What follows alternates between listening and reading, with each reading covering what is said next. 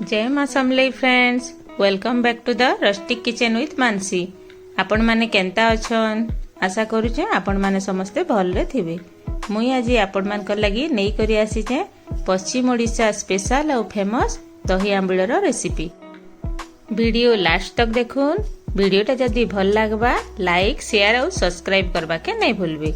चलो नेबे आंबिल बनाबा लागि इंग्रेडिएंट्स माने काना काना नेइछु सेटा देखि देमा। बैगन माखन मूला के काटी करी पानी रे पके देछु, हल्दी गुंड, लूण, भेंडी के छोट छोट करी काटी देछु, पंचफुटन, काश्मीरी चिली पाउडर, बेसन 2 चम्मच, फ्रेश दही गुटे कप, टमाटो बड़ साइज 2टा, कंचा लंका,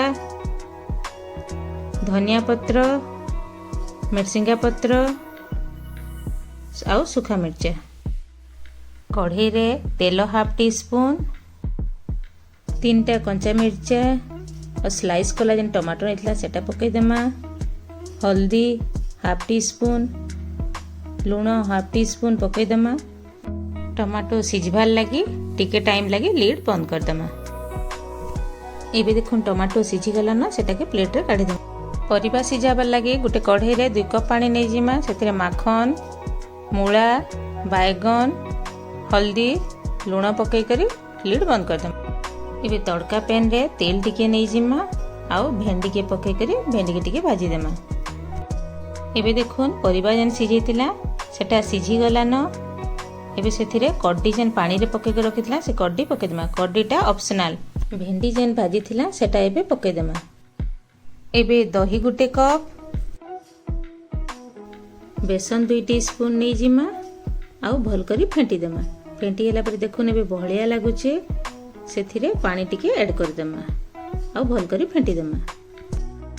एबे सिझला परिबा रे टमाटो जेन भाजी थिला सेटा एबे पके देमा आउ भल करी मिसे देमा आउ टिके फुटबार लागि छाडी देमा। एबे जेन दही फेंटी कर रखिथिला सेटा के पके देमा। टिके फुटी गला परे मते टिके लूण कम लागला, सेथिले मो लूण टिके ऐड कर देछि। आपन भी टेस्ट हिसाब रे लूण दे पारबे। एबे तड़का पैन रे तेल टिके, पंचफुटन, मिर्सिंगा पत्र आ सुखा मिर्चा दे कर टिके फुटै देमा आ कलर लागि काश्मीरी चिली पाउडर टिके पके करी सेटा छुंको दे देमा। एबे देखुन हमर आंबिल रेडी हो गला ना, सेथिरे गार्निश लगी धनिया पत्र पके देमा।